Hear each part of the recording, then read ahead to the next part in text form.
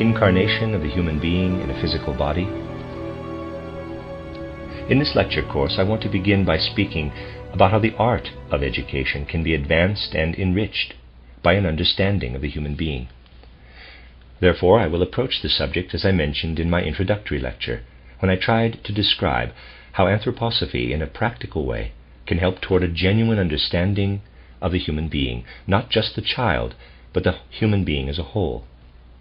I showed how, because spiritual science has an overall knowledge of the whole of human life, from birth to death, to the degree that this takes place on earth, it can correctly show us the essentials of childhood education. It is easy to think that we can know how to educate children by simply observing the events of childhood and youth, but this is not enough. On the contrary, it is like working with a plant. If you introduce a substance to the growing shoot, its effect shows up in the blossom or fruit. It is similar for human life. The effect of what we instill in children during the earliest years, or what we draw from them during those years, will occasionally appear in the latest years of life. It is seldom realized that when someone develops an illness or infirmity around the age of 50, it has been caused by incorrect methods of teaching during the person's 7th or 8th year. People today usually study the children, though perhaps less externally than I described yesterday, to discover the best ways to help them. This is not enough. Today I would like to lay some foundations on which I will show how we can observe the whole human life by means of spiritual science.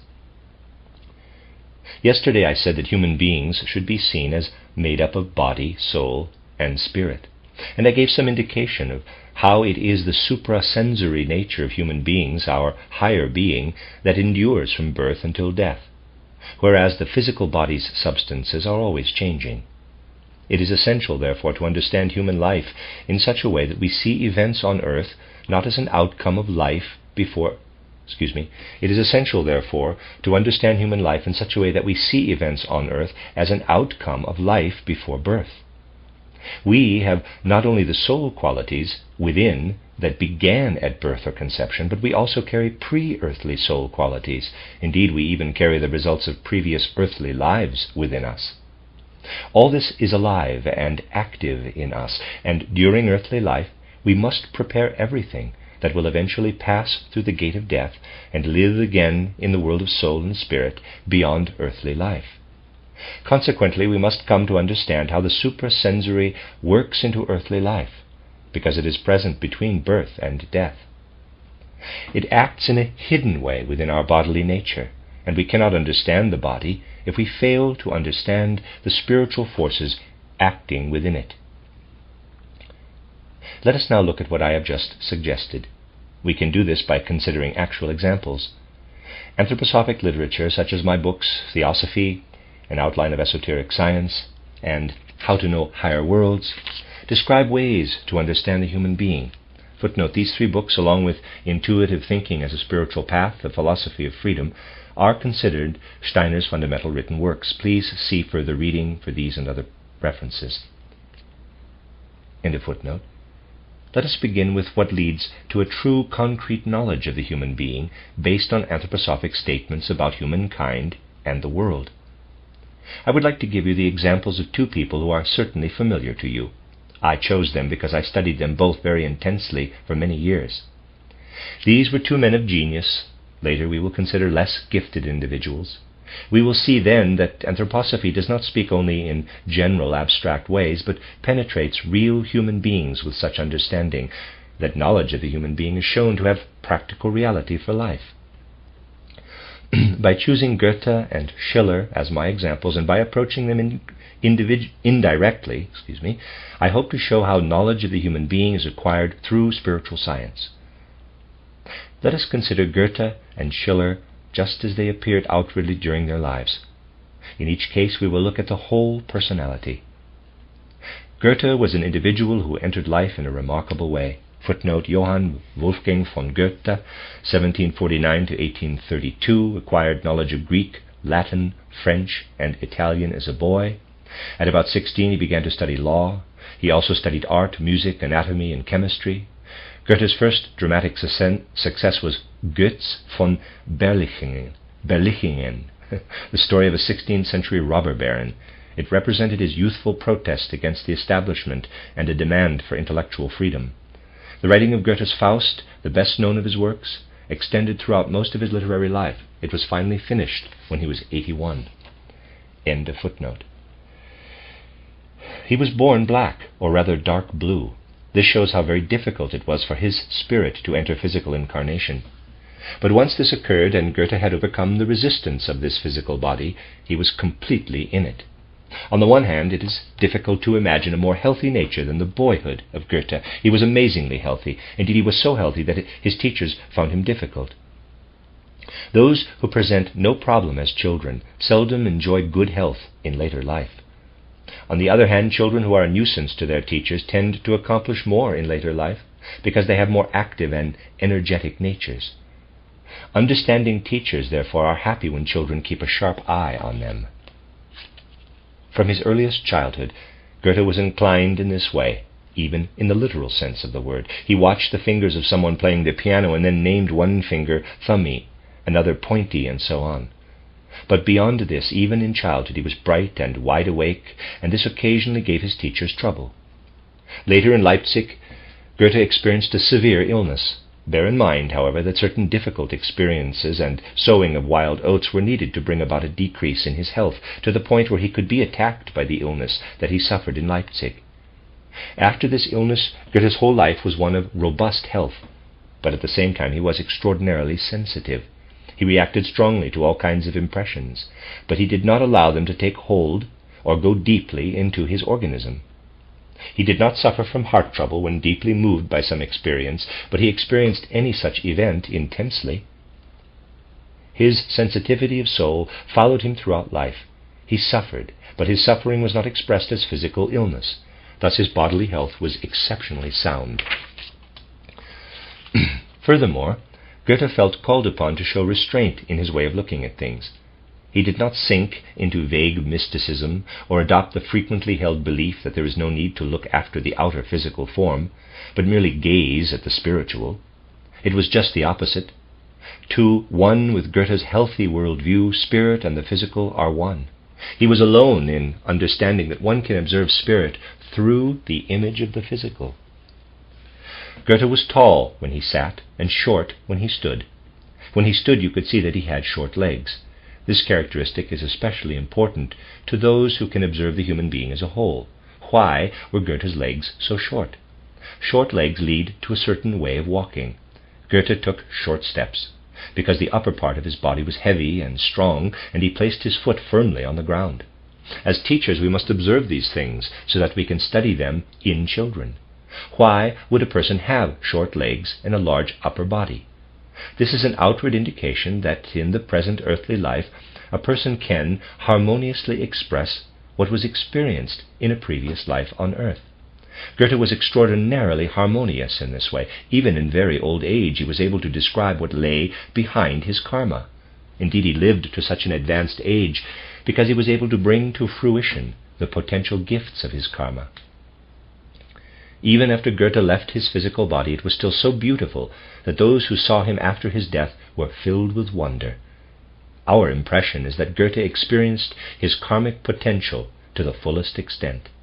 Now nothing is left, and he must begin afresh when he enters an earthly body again under completely different conditions. This is expressed in the particular formation of a body such as Goethe's. The cause of what we bring with us as predispositions from earlier incarnations is revealed mostly in the formation of one's head. Goethe, from the time of his youth, had the beautiful head of an Apollo, from which only harmonious forces flowed down into his physical body. His body, however, was burdened by the weight of its upper part, and his legs that were too short, and this led to his peculiar way of walking, which lasted throughout his life. His whole being was a wonderful, harmonious expression of his karma and karmic fulfillment. Every detail of Goethe's life illustrates this. Such a person, living harmoniously until a ripe old age, must experience outstanding events during middle age. Goethe lived to be 83. He thus reached middle age in 1790 at around 41 years of age. If we consider the years between 1790 and 1800, we have the central decade of his life. Indeed, during that period, Goethe experienced the most important events of his life. Before that time, he found it impossible to formulate his philosophical and scientific ideas in any definite way, important though they were. The Metamorphosis of Plants was first published in 1790. Everything related to it is connected with the decade between 1790 and 1800. In 1790, Goethe was so far from finishing Faust that he published it as a fragment. At the time, he had no idea whether he would ever be able to finish it. During that decade, influenced by his friendship with Schiller, he had the bold idea of continuing Faust. The greatest scenes, including the prologue in heaven, were from this period. Thus in Goethe we see an exceptionally harmonious life, a life that runs its quiet course, undisturbed by inner conflict, and devoted freely and contemplatively to the outer world. By contrast, let us consider the life of Schiller. Footnote: Friedrich von Schiller, 1759 to 1805, wrote several plays before devoting himself to historical studies. In 1794 he established a close friendship with Goethe, who encouraged him to return to writing plays, which led to Wallenstein's Camp, Mary Stuart, The Maid of Orleans, William Tell, and others. In 1799 he moved to Weimar, where he and Goethe collaborated to make the Weimar Theatre one of the finest in Germany. Schiller died of tuberculosis at the age of 46. End footnote. From the very beginning he was placed in a life situation that reveals disharmony between his soul and spirit and his physical body. His head lacked the harmonious formation that we find in Goethe. One could even say that he was ugly, in a way that did not hide his gifts, but ugly nonetheless. In spite of this, his strong personality revealed itself in the way he held himself, and this was also expressed in his features, especially in the formation of his nose.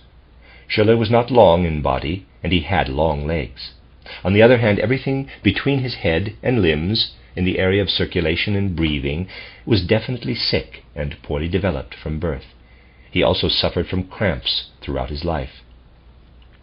At first there were long periods between attacks, but later they became almost incessant. They became so severe, in fact, that he could not accept invitations to meals. Instead, he was forced to make it a condition that he would be invited for the whole day, for instance, when he came to Berlin on one occasion, so that he could choose a time when he was free of such pain. The cause of all this was an imperfect development of the circulatory and breathing systems. So, what is the karmic reason from a previous earthly life that causes one to suffer from painful cramps? When pains such as these take hold of one's body, they point directly to karma. If we adopt a sense of earnest scientific responsibility and attempt to investigate these cramp phenomena from the standpoint of spiritual science, we always find a specific karmic cause behind them, the results of actions, thoughts, and feelings from an earlier earthly life. We are faced with this man, and one of two things may arise. On the one hand, everything goes just as harmoniously as it did with Goethe, and we can say that we are dealing with karma. Everything manifests through karma. On the other hand, because of certain conditions that result while descending from the spirit world into the physical, one meets a condition in which the burden of karma cannot be worked through completely. We descend from the spirit world with certain karmic predispositions, and we carry these in us. Imagine that A in this diagram, it's a straight line with an arrow on the right, and there's a little box over the line that says A, and to the right of that a box over the line that says B. They're the same size and everything. Imagine that A in this diagram represents a specific time in the life of a man. At this point, he should be able to realize or fulfill his karma in some way, but for some reason this does not happen. The fulfillment of his karma is interrupted, and a period of time must pass while his karma, quote-unquote, pauses. Fulfillment must be postponed until the next life on earth, and so it goes. Point B becomes another place when he should be able to fulfill his karma in some way, but again he must wait and postpone this aspect of his karma until the next incarnation. When we are forced to interrupt karma in this way, painful cramps can appear in life, and thus we are unable to fully fashion life through our inherent nature. This demonstrates the true nature of spiritual science. It does not indulge in fantasy, nor does it speak in vague, general terms about the four members of the human being, the physical, etheric, astral, and I beings. On the contrary, it penetrates real life and shows the true spiritual causes of various outer manifestations. It shows how we represent ourselves in ordinary life. This is the knowledge that real spiritual science must be able to achieve. Now the question arises, in a life such as that of Schiller, how does karma shape the whole life, if, as it happened in his case, conditions prevent karma from functioning correctly, and thus he has to make continual efforts to accomplish what he wills to do? For Goethe, it was relatively easy to complete his great works. For Schiller, the act of creation was always very difficult. He had to attack his karma, and the way he goes on the attack will not reveal its results until his next earthly life.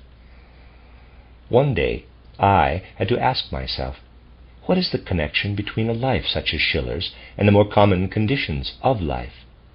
If we try to answer such a question superficially, nothing significant emerges, even with the help of spiritual scientific research. We cannot spin a web of fantasy. We must observe. Nevertheless, if we approach the first object of observation in a direct way, we will become sidetracked. Thus I considered the question as follows. How does a life proceed in the presence of karmic hindrances or other pre-earthly conditions? I then began to study certain individuals in whom something like this had already occurred. I will give you an example. There are many similar examples, but I will use one that I can describe exactly. I had an acquaintance, a person who I knew very well in his present earthly life. I was able to establish that there were no hindrances in his life related to the fulfillment of karma. But there were hindrances from what had taken place in his existence between death and rebirth, that is, in the suprasensory life, between his previous earthly life and the one in which I came to know him. In his case, there were not, as there were with Schiller, hindrances that prevent the fulfillment of karma. But there were hindrances that blocked his incorporation of what he experienced between death and a new birth in the suprasensory world. Observing this man, one could see that his experiences between death and a new birth had real significance, but they could not be expressed in earthly life. He had entered karmic relationships with others, and he also incarnated at a time when it was impossible to realize fully what he had, quote-unquote, piled up as the result of as the substance of his inner soul experience between death and conception. Let me read that sentence again. He had entered karmic relationships with others, and he also incarnated at a time when it was impossible to realize fully what he had, quote-unquote, piled up as the substance of his inner soul experience between death and conception. So, what manifested physically, because this man was unable to realize what had been presented to him in the suprasensory world? He stuttered. He had a speech impediment. If we take another step and investigate the causes working in the soul that lead to speech disturbances, we always find that there is a blockage that prevents suprasensory experiences between death and rebirth from entering the physical world through the body. Now the question arises, what is the situation for one who carries very much within him that was brought about through previous karma? It was all stored up in the existence between death and a new birth, and because he cannot bring it into life, he becomes a stutterer. What sort of things are connected with such a person in earthly life? Again and again we could say that this man carries many great qualities gained during pre-earthly life, but he cannot bring them down to earth. He was able to incarnate what he could develop in forming the physical body until the change of teeth. He even had a strong ability to develop what takes place between the change of teeth and puberty. He also developed an outstanding literary and artistic capacity because he had been able to form all that can be developed between puberty and the 30th year. Now, however, for one who has true knowledge of the human being, a deep concern arises, a concern that could be expressed this way. What will be the situation for this person when he enters his 30s, when he should increasingly develop a spiritual or consciousness soul in addition to the intellectual or mind soul? Those who have knowledge of such matters will feel the deepest concern in such cases, because they can see that the consciousness soul, which develops through all that arises in the head, perfect and complete, will be unable to develop fully. For this person, the fact that he stuttered showed that something in the area of the head was not in proper order. Apart from stuttering, this man was as completely sound, with the exception that, in addition to his stutter, which showed that not everything was in order in the head, he suffered from a squint. Again, this indicated that he had been unable to incarnate in this life all that he had absorbed in the suprasensory life between death and rebirth. One day he came to me and said, quote, "I decided to have surgery done for my squint," unquote. I could only say, quote, "If I were you, I would not have it done," unquote. I did everything I could to dissuade him. At the time, I did not see the whole situation as clearly as I do today. What I am describing happened more than 20 years ago, but I was very concerned about this operation. In the end, he did not follow my advice. The operation went ahead, and this is what happened. Shortly after the operation, which was very successful, as such surgery generally is, he came to me in a happy mood and said, quote, "Now I will not squint any more," unquote. He was a bit vain, as distinguished people frequently are, but I was troubled. A few days later, the man died, having just completed his 30th year. The doctors diagnosed typhoid, but it was not typhoid. He died of meningitis. Spiritual researchers do not need to be heartless when considering such a life. On the contrary, sympathy is deepened. One can nevertheless see through life and comprehend its manifold aspects and relationships. We perceive that spiritual experiences between death and rebirth cannot be brought into the present life, and that this is expressed as physical defects. Unless the right education can intervene, which was impossible in this case, life cannot be extended beyond certain limits. Please do not think I am implying that everyone who squints will die at 30. Negative implications are never intended, and it certainly could happen that other karmic influences will enter life and allow such a person to live to a ripe old age. In this case, however, there was a good reason to be anxious, because the demands placed on the system in the head resulted in squinting and stuttering. One had to ask, how can a person with an organization like this live beyond 35? It is at this point that we must look back at a person's karma. We see immediately that it was not a given that one who has a squint must die at 30. Those who have prepared themselves in pre-earthly life and have absorbed a great deal between death and a new birth may nevertheless be unable to incorporate what they received into physical life. If we consider every aspect of karma in the case I described, we find that certain individuals might very likely live beyond 35. Besides all the other conditions, however, such people would have to possess an impulse that leads to a spiritual view of humankind and the world. This man had a natural disposition for spiritual matters that is rarely encountered, but despite this fact, powerful inherent spiritual impulses from previous earthly lives were too unbalanced, and he was unable to approach the spiritual. I assure you that I can speak of such a matter. I was a close friend of that man, and therefore well aware of the deep cleft between my own world view and his. Intellectually, we could understand each other very well. We could be on excellent terms in other ways, but it was impossible to speak to him of spiritual matters. Consequently, at 35, he would have had to find his way into a spiritual life. Otherwise, his latent gifts could not be realized on earth. He died when he did because he was unable to accept a spiritual life. It is, of course, quite possible to stutter or have a squint and nevertheless continue life as an ordinary mortal. There is no cause for fear as a result of what we must say to describe realities instead of wasting our breath in mere phrases. Moreover, this example shows how observation, sharpened by spiritual insight, enables us to look deeply into human life. Now let us return to Schiller. When we consider his life, two things strike us most of all, because they are so remarkable. There is an unfinished drama by Schiller, only a sketch. The title of that work is Die Malteser, the Maltese. Footnote, Friedrich Schiller's incomplete work, Die Malteser, was a dramatic tragedy based on the Turkish siege of Malta in 1530, end footnote. We see from the concept behind this sketch that if Schiller had wanted to complete his drama, he could have done so only as one who had experienced initiation. It could not have finished otherwise. To a certain degree, at least, he had the inner qualities needed for initiation. But because of other karmic conditions, these qualities could not get through. They were suppressed or cramped. There was a cramping of his soul life too, and this can be seen in his sketch of the Die Malteser. There are long, powerful sentences that never come to a full stop. Whatever is in him cannot find a way out. It is interesting to observe that for Goethe, too, we have unfinished sketches such as this, but in his case, when he left something unfinished, he did so because he was too easygoing to carry it any further. He could have finished it. This would have proved impossible for him only at a very advanced age, after sclerosis had set in.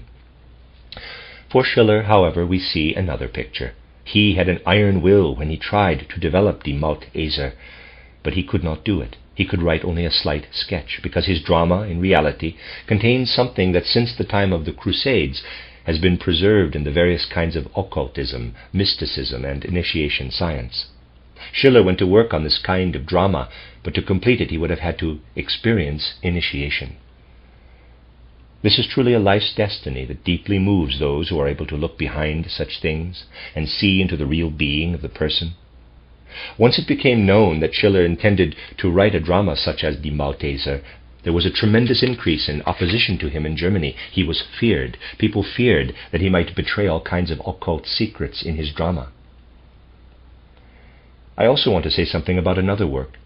Schiller was unable to finish Die Malteser. He could not get through it. He let time slip by, and he wrote all sorts of things that certainly warrant admiration. But these can be admired by any quote-unquote Philistine. If he had been able to complete Die Malteser, it would have called for the attention of individuals of the most powerful and vigorous minds. But he had to set it aside. After some time, he received a new impulse that inspired his later work. He could no longer think about Die Malteser, but began to compose Demetrius. It portrays a remarkable problem of destiny, the story of the false Demetrius who takes the place of another man. To complete this story, Schiller would have to include all the story's conflicting destinies, emerging from hidden causes and all the human emotions thus aroused. As he went to work on it with feverish activity, people became aware of it, and were even more afraid that certain things would be exposed, and they had an interest in keeping such matters hidden from the rest of humankind for some time yet. And now certain things occurred in Schiller's life that for those who understand them cannot be attributed to an ordinary illness. We have a remarkable picture of this illness. Something tremendous happened, not just in terms of its severity, but also in its shattering force. Schiller became ill while writing Demetrius. In a raging fever on his sick bed, he continually repeated almost all of Demetrius. It seemed as though an alien power was at work in him, expressing itself through his body. There is no ground for accusing anyone, of course, but despite everything written about this, we must look at the whole picture of this illness and conclude that one way or another, even in an essentially occult way, something contributed to the rapid culmination of Schiller's illness in death. We know that some people suspected this because Goethe, who was unable to do anything but suspect, refrained from participating personally in any way during Schiller's final days, not even after his death, although he felt it deeply. He did not dare to make his inner thoughts known. These remarks are intended only to point out that for anyone who can see through such things, Schiller was undoubtedly predestined to create works of a high spiritual order. But because of inner and outer karmic reasons, it was all held back, dammed up within him. I venture to say that for spiritual investigators, there is nothing more interesting than to study Schiller's achievements during the final 10 years of his life, from the aesthetic letters on, and then to follow the course of his life after death. A deep penetration of Schiller's soul after death reveals manifold inspirations coming to him from the spirit world. This is why Schiller had to die in his mid-40s. His condition of cramps and his build as a whole, especially the ugly formation of his head, made it impossible for him to incarnate physically the essence of his soul and spirit, which was deeply rooted in spiritual existence. Bearing such things in mind, we must acknowledge that the study of human life is deepened through the use of what spiritual science provides. We learn to see right into human life. In presenting these examples to you, my sole purpose was to show how one learns through anthroposophy to contemplate the life of human beings. Let us now look at the matter as a whole. Can't we deepen our feeling and understanding for everything human just by looking at an individual human life as we have done here? At a certain moment in life, if we can say, this is how it was for Schiller and Goethe and for the other young man I told you about, doesn't this stir something within our souls, teaching us to look at every child in a deeper way? Doesn't every human life become a sacred mystery to us? Will we learn to contemplate every human life, every human being with much more inner attention? And because knowledge of the human being is instilled into our souls in this way, can't we deepen our love for humankind? And with this human love, doesn't our study of the human being give depth to the innermost sacred mystery of life? And with this love, won't we be able to truly enter the task of education, because life itself has become sacred to us? Won't the teacher's purpose be transformed from mere ideological phrases and dreamlike mysticism into a truly sacred calling, ready to do its work when divine grace sends human beings into earthly life? Everything depends on the development of such feelings. The essence of spiritual science is not mere theoretical teaching. We don't merely learn that human beings consist of physical, etheric, astral, and eye beings, or that there are laws of karma, reincarnation, and so on. People can be very bright and know everything, but these are not anthroposophists in the true sense of the word, just because they know these things in an ordinary way, as one might learn the contents of a cookbook. The important thing is for the life of human souls to be enlivened and deepened by the spiritual scientific worldview, and that we learn to work and act from a soul life that has been deepened and made alive.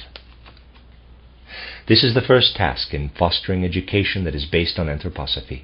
From the very beginning, one should work in such a way that teachers and educators know the human being in the deepest sense, so that out of the conviction that arises from observing human beings correctly, they approach children with love that is born from such thinking.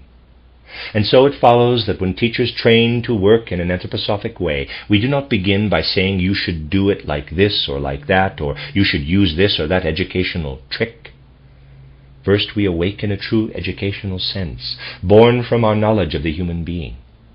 If we have been successful in awakening this real love of education in teachers, then we can say that they are ready to begin their work as educators. In education based on knowledge of the human being, as is Waldorf education, for example, the first thing to consider is not conveying rules or advice about how one is supposed to teach. The first thing is to hold training courses for teachers in such a way that we find the hearts of the teachers and deepen those hearts so that love for the children grows from them. It is natural for teachers to believe that they can, quote-unquote, impose such love on themselves, but imposed human love achieves nothing. There may be good intentions behind it, but it will achieve nothing. The only human love that can do anything arises from a deepened observation of individual cases. If you really wish to develop an understanding of the essential principles of education based on knowledge of the human being, whether you have already gained knowledge of spiritual science or, as also happens, you have an intuitive grasp of such matters, you will observe children in such a way that you are faced with the question, what is the main thrust of a child's development up to the change of teeth? An intimate study of the human being reveals that up to the change of teeth, children are completely different from what they become later on. A tremendous inner transformation takes place at this time, and another tremendous transformation occurs at puberty. Just consider what this change of teeth means for growing children. It is only the outer indication of deep changes that take place in the whole human being, changes that occur only once. We get our second teeth only once, not every 7 years. With the change of teeth, the formative process in the teeth ends. After this, we retain our teeth throughout life. The most we can do is have them filled or replace them with false ones, because our organism will not produce more. The reason for this is that with the change of teeth, the organization of the head is brought to a certain conclusion. If we are aware of this in each case and ask ourselves what is really being concluded with the change of teeth, we are led at this point to comprehend the whole human organization of body, soul, and spirit. And if we observe a child up to the change of teeth, with our view deepened by love gained through a knowledge of the human being as I have described, we see that it is during these years that children learn to walk, speak, and think. These are the three most outstanding faculties that are developed up to the change of teeth. Walking involves more than just learning to walk. Walking is only one manifestation of what actually takes place. It means learning to adapt to the world by gaining a sense of balance. Walking is only the most obvious expression of this process. Before learning to walk, children do not need equilibrium in the world, but now they learn this. How does it come about? It happens because we are born with a head that requires a certain position in relation to the forces of balance. We can see the secret of the human head very clearly in the physical body.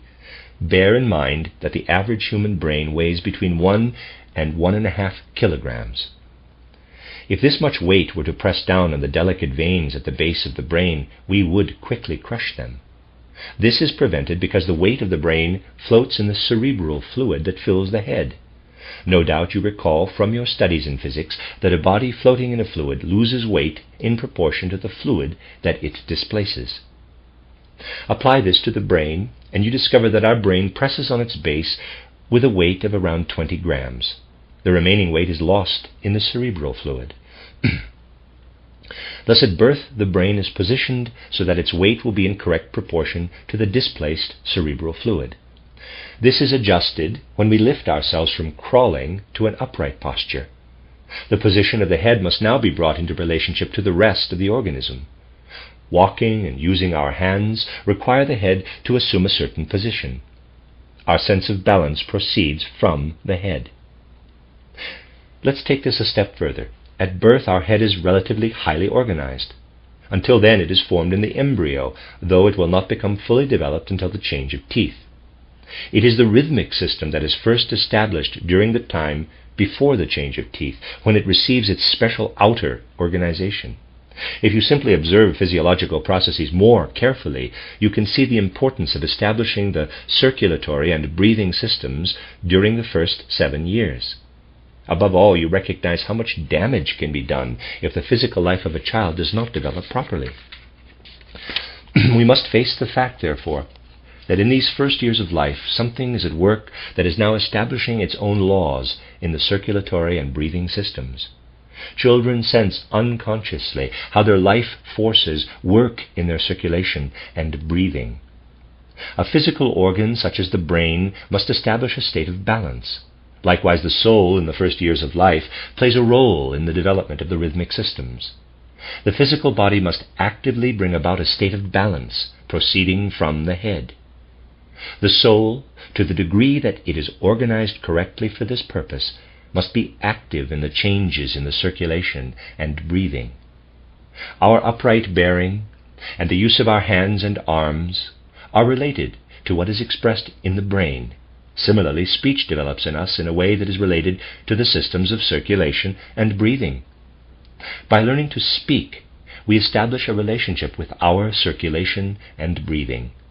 In the same way, we establish a relationship between walking and dexterity and the forces of the head by learning to hold the head so that the brain loses the correct amount of weight. If you learn to perceive these relationships and then meet someone with a clear, high voice particularly well suited to reciting hymns or odes, or even to moral harangues, you can be certain that this is related to certain conditions of the circulatory system. Or if you meet someone with a rough, harsh voice, like beating sheets of brass and tin, you may be sure that this too is connected with the breathing or circulatory systems. But there is more to it than this. When we learn to listen to a child's voice, whether harmonious and pleasant or harsh and discordant, and when we understand that this is related to movements of the lungs and to the blood circulation, movements inwardly vibrating through the whole person, right into the fingers and toes, we know that this speech expresses something imbued with soul qualities. And now something like a quote-unquote higher being appears, finding expression in this image that relates speech to the physical processes of circulation and breathing. Beginning with this, we can look up and see into the prenatal human life that is subject to the conditions we claimed between death and a new birth. What one experienced in pre-earthly conditions plays a role here, and so we can see that if we are to comprehend the human being by means of true human understanding and knowledge, we must train to hear spiritually when we listen to children's voices.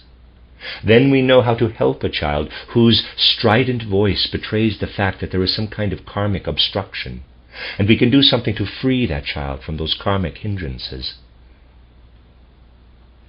All this enables us to see what is needed in education, nothing less than knowledge of the human being.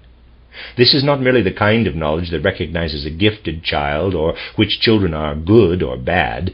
This kind of knowledge follows up what a human being carries, for example, what is present spiritually in speech, tracing it right into the physical body, so that you are not faced with abstract spirituality, but the kind of spirituality that is expressed in the physical image of a human being.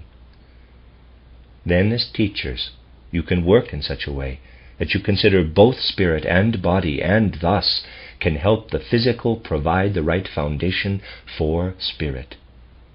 Furthermore, you might observe a child from behind and see that the legs are short, that the upper body is too heavy, and that this makes the child's walk too heavy. And thus, if you have acquired the right way of looking at these things, you recognize that the child's former earthly life and karma are speaking. Or you may see another expression of karma in someone who walks as did the German philosopher Johann Gottlieb Fichte, for example, who always walked with his heels placed firmly first. Even when he spoke, it seemed as though the words came out, quote-unquote, heel first. Thus we come to recognize karma in children through observation based on spiritual science. This is extremely important, and we must investigate and understand it. Our single aid as teachers is our ability to observe human beings, to observe the children's bodies, their souls, and their spirits. In this way, knowledge of the human being must make itself felt in education, and this knowledge must be deepened in soul and spirit. With this lecture, I wanted to invoke a picture that gives an idea of what we are trying to achieve in education. It can arise in the way of practical educational results, though many people consider it to be very impractical and fantastic daydreaming.